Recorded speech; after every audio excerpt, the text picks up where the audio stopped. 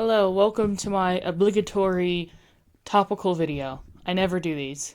I just thought it'd be fun if I talked about some things that I found interesting over the past couple of weeks. So, for those who don't know, Barbenheimer has been kind of a thing on the internet. I think everyone knows now. Actually, now that the movies are out, I think everyone's kind of sick of it. I'm not quite sure, but I thought I would share my opinions. Do a non-scripted, kind of vloggy video even. There's a person in this theater who hasn't decided which side they're on. Because yes, I bought into the internet hype, and I went and I watched both movies on the same day. It's actually the first time I've ever done, like, a double feature before, and I thought it was really fun. I actually really enjoyed it. Yeah, I'd always wanted to go to the theater and spend, like, 6 hours there, and I got the opportunity to do this yesterday, which was Saturday, so the day after the movies premiered. A lot of issues came about of me trying to watch these movies, so that's why I had to push it back a day. Originally, I was going to go premiere day, I was going to buy the tickets like 3 days in advance, and then I just didn't. I completely forgot. So finally on Saturday, I was like, okay, I'm going to wake up early, I'm going to buy the tickets, and then I'm just going to go. And that's what I relatively ended up doing. My plan was to watch Oppenheimer first and then Barbie, because, I kind of wanted to end it on an upper. But last minute, as I was buying the tickets, my grandmother and my father decided they wanted to go see Oppenheimer with me. Not Barbie, though, which is kind of disappointing. So I bought the tickets and I rushed over to my local theater, although even buying the tickets was, really hard. Personally, I'm not someone who watches movies, right as they drop in theaters. I'm not really a premiere weekend kind of person. I prefer to go to the theater on the more off hours, just because I know that they can get quite busy, so I purposely go at those kinds of times. I always go to the theater 2 or 3 weeks after the movie's already been out and it's almost out of theaters, and I'll go to a showing either at 11 a.m. on a Tuesday, or occasionally a 9:30 p.m. showing. I never go when everyone else goes, and I felt like today I should, because I was really hyped for this experience. So I'll be completely honest and say that I wasn't fully prepared for the hype and excitement that was this premiere weekend. So yeah, I go to buy tickets online, and I get really good seats, especially for Barbie. I like sitting right away in the back of the theater.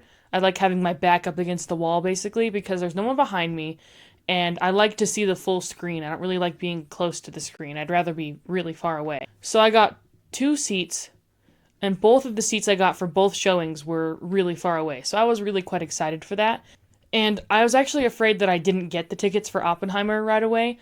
I bought the tickets, and as, the confirmation screen was loading up, it, glitched out and the tab closed. My local theater is very shitty and run down and was recently, rebought and is, in the middle of, transitioning into, a new theater. So pretty much everything there is pretty shit and run down, and I really don't think they were prepared for Barbenheimer.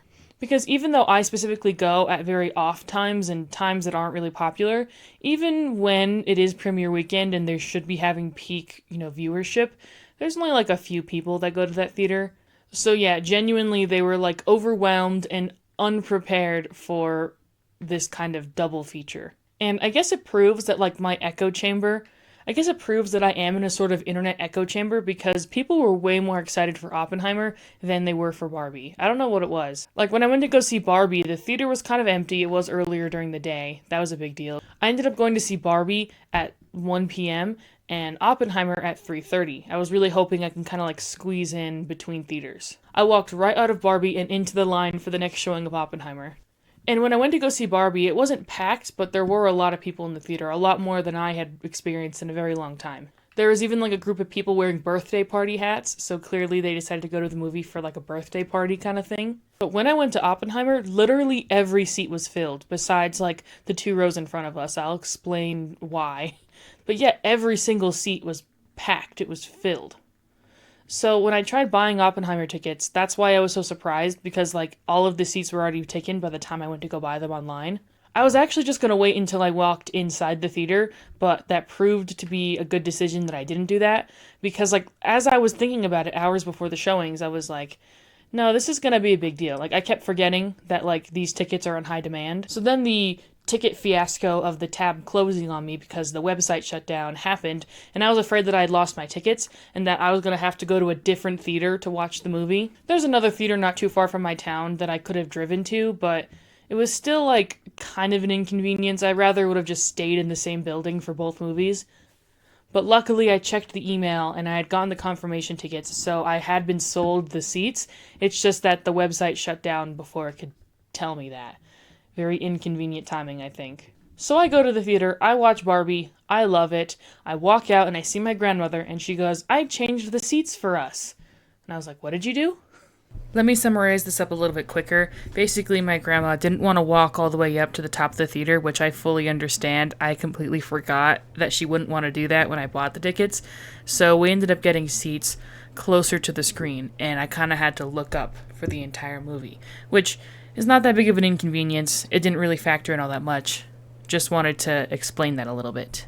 So I ended up having a really, really good seat for Barbie and a really, really bad seat for Oppenheimer. But I'm not going to consider that a big factor because I really, really liked Oppenheimer. I kind of wanted to transition this little talkie section into actual reviews of the movies because I actually did quite like both films. I thought they were both really good and enjoyable.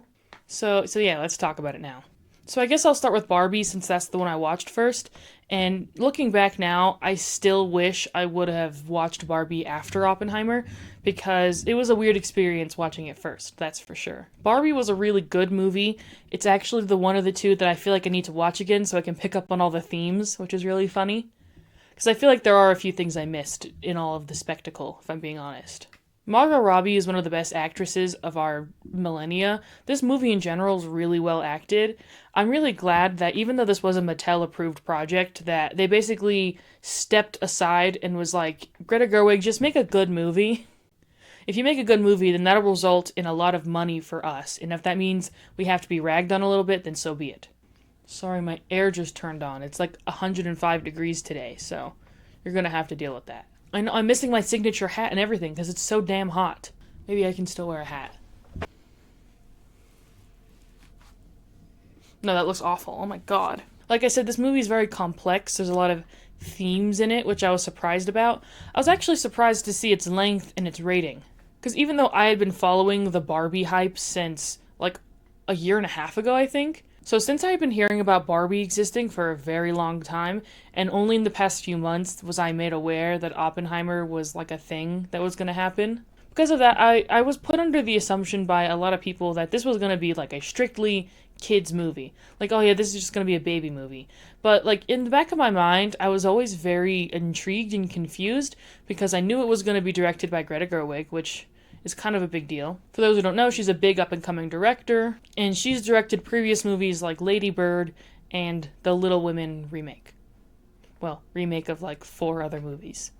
She's made another adaptation of Little Women. I really liked Little Women when I saw it in theaters, and I really appreciate the kind of feminine tone that Greta Gerwig has always been able to lace into all of her movies. So her being ahead of Barbie was like a really interesting idea to me. And then also, when I saw that it was going to be rated PG-13 and that the movie was almost 2 hours long, I was even more surprised. Because that doesn't really seem very kid-friendly, does it? I know it was a big deal back in the day that I wanted to go see a movie and it was above a PG rating. I distinctly remember, this is really funny, that, like, a family member of mine was, like, very anti-Deadpool as it was coming out. And I know that's a rated R movie, but, like, for some reason, they just assumed that it was, like, made for kids because it was, like, a comic book movie. And so they were, like, offended and appalled that, like, they would make a rated R kids movie. And it's, like, it's not for kids. That's why it's rated R. Like, a lot of adults like this stuff now. You know, you need to adapt to the Marvel age of cinema. And I feel like the PG-13 rating is only on a technical level because there are a few, obviously, like, slightly more adult jokes. Like, I guess you can't say penis in a PG movie. I guess you can't say vagina either. So I think those jokes exclusively is what made the movie PG-13. Because other than that, there's not much other intensity. I guess Ryan Gosling's abs can be considered a PG-13 rating. I'm not keeping that in the video. But I really do think the themes of girlhood and even the stuff they do with Ken is very, very interesting, and I very much like it. I also really appreciate that they didn't go in a romantic lens at all. Like, I know that was part of the message and the sort of feminism of the movie, but also just like portraying Barbie as this sort of like asexual character was something that I thought was really cool and interesting. Of course, they never say that, and it's always like just implied that she doesn't want to be with Ken, or like she doesn't like Ken that way, but I'm taking that as she doesn't like anybody that way. She can't really feel romantic emotions, I guess. I don't know. I thought that was pretty cool because she can very clearly feel other emotions and a sense of dread and stuff. That's kind of the whole point of the movie, is that all of a sudden she starts having like very intense emotions when she only really ever felt happy ever. And I feel like they could have expanded upon a little bit more on how Barbie world and how it connects to the real world. I know they specifically say in the movie that like it's kind of confusing and it doesn't really matter that it's confusing, just go with it. And, you know, I agree, I guess. I accept that. I do. But the idea that when you play with the dolls, they like do that play in their own little world. And that Barbie world is the representation of what it looks like to be in a child's mind playing with their Barbies. I really like that. And I wish there was more details on like all the actions that the Barbies are doing. Is that like specifically like how the kids are playing with their toys? Like the Barbie president, like that doll specifically is owned by a girl who is making her doll president. Like, is that what it is? I'm just going to assume yes, because the beauty of them leaving it up to interpretation is that I can imagine whatever I want and it's just as valid. So Barbie was doing just fine being Barbie until America Ferrera started like feeling nostalgic and playing with her child's doll, which caused the doll to have an existential crisis because the mother was currently having an existential crisis. That's a very interesting piece of detail. So overall, it was a really good movie, and the set design is amazing. I feel like I might be saying the exact same things that a lot of other reviewers have been. I haven't watched many reviews because I wanted to, try not and think of that, but here I am thinking of it. I love that they actually built all of the sets. I was just going to assume they were going to do everything like on a green screen or whatever. If this was made by Disney, they definitely would have done that.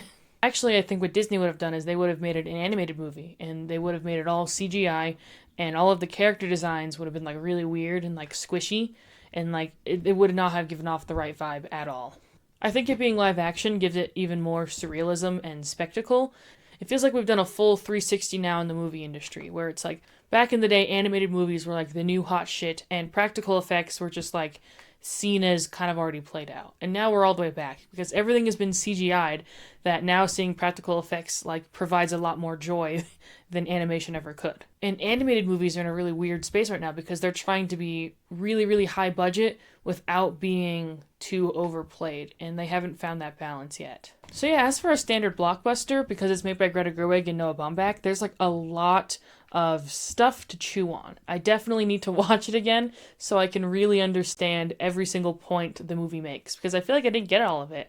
Again, that's kind of why I wish I ended with the movie, because I would have had more time to think about it before just jumping into another one. I guess that is kind of the problem of watching multiple movies in one sitting, especially two really intense, highly themed movies, especially also since Oppenheimer was really, really good, and I couldn't stop thinking about it after I watched it.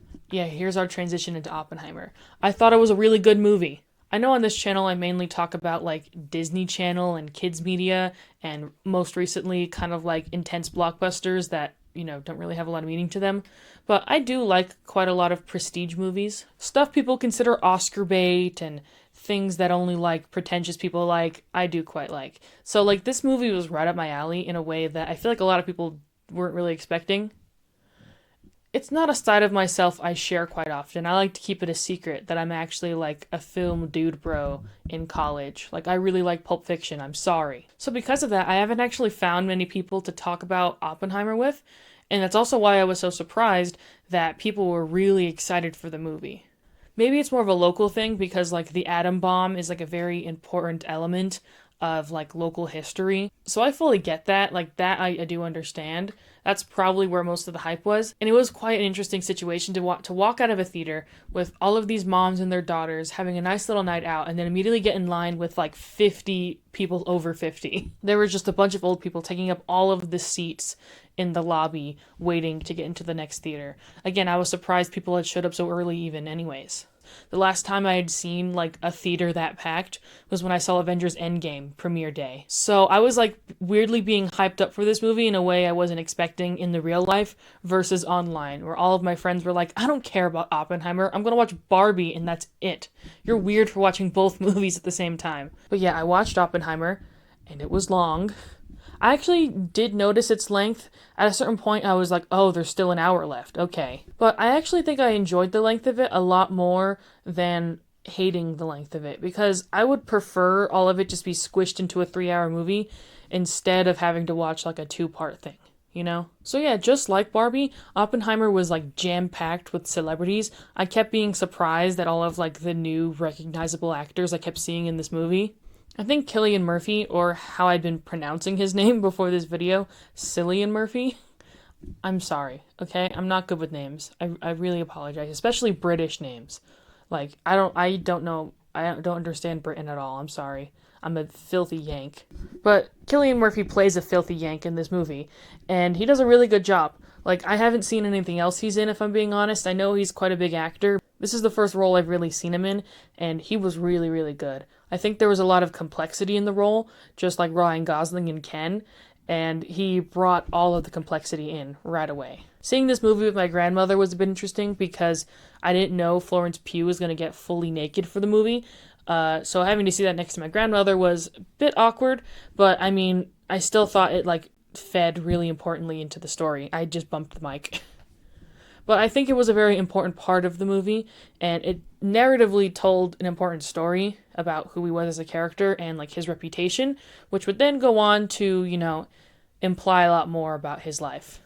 I think the commentary overall that like during the Cold War, America were so afraid of communists that like they ruined multiple people's lives, including the people who helped bring America to end the war, like is a really, really pointed message that I think worked really well. I'm not like the biggest Nolan fan, if I'm being honest.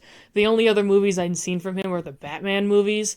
Oh, so I have seen Cillian Murphy in something else then. So even though I'm not like the biggest Nolan fan, I can kind of forget that this is like a Nolan movie and just appreciate it for like a good film. It was really good. Again, I wish I watched this one first because this one is a little more depressing. I would have preferred to end on the upper. I really wish my plans would have gone through, but like literally everything went to shit. The practical effects, again, like in Barbie, they built the entire Barbie land to look like a real like plastic like playhouse, and it looked so good. Same with Oppenheimer. The atom bomb going off and watching the visuals of it was so effective. If I can list off some of the people I was not expecting to be in the movie, it would be Josh from Drake and Josh, the guy from the Suicide Squad, Robert Downey Jr., which had a really good performance. He probably might win the Oscar for this, if we're being honest here. The guy from Scream is in this as well. Rami Malek. That's so many people. Also, I didn't know if Florence Pugh was going to be in the movie either. I know she was like part of all the press and stuff, but I didn't know.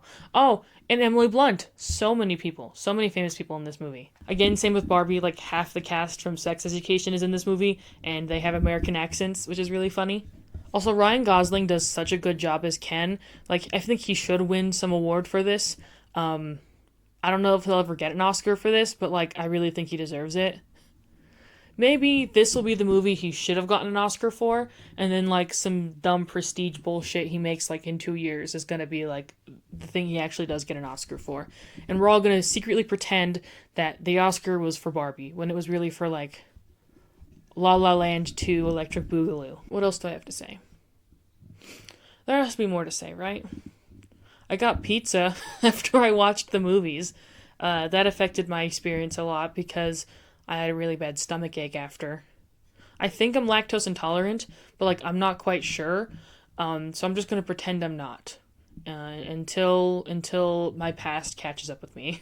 So yeah, I don't think I'm going to talk about blockbusters anymore on this channel. I kind of wanted to do like a weird sort of like series almost, where I talked about some like big time movies that were in theaters and like ones that failed and ones that did really well, and then kind of ended on this Barbenheimer moment. So yeah, the next video that should be coming out, hopefully, will be my video about The Sweet Life on Deck, and the characters of Zach and Cody. Like, I really hope it ends up coming out soon. I did not expect it to take this long. It's been taking like months for me to make because it's going to be multiple hours long. So other smaller videos might come out in between that just because it's been a very intense undertaking and I don't want my channel to go completely quiet while I make it. Also, the Vampy Wampy Campy podcast, no, I did not come up with the name, has taken an unexpected hiatus. I don't know how it ended up happening. It just did. And that's mainly because we recorded a bunch of stuff and I haven't edited it yet. I have been so behind on editing podcast episodes because I've been working on the Zach and Cody video. So maybe I'll try to get out some episodes of the podcast before I end up releasing the Zach and Cody video. That'll probably actually be what's next on the channel. If you're interested, that is. I know a lot of people just come for the Disney Channel stuff, and I'm fine with that, because I like making it. So I guess that's it. You should go watch both of these movies. And I am going to recommend, if you watch them both together, which I think would be a fun experience to have, because it's kind of a once-in-a-lifetime opportunity, I'd recommend you watch Oppenheimer first, and then Barbie. And maybe get, like, separate show times, so you can, like, I don't know, maybe have like an hour to like nap, because Oppenheimer is really long. It's 3 hours long, and Barbie is almost 2 hours long. So go hang out at like your local arcade or something in between films. That might help. I think that's all I have to say. Is that all? Okay. Bye-bye.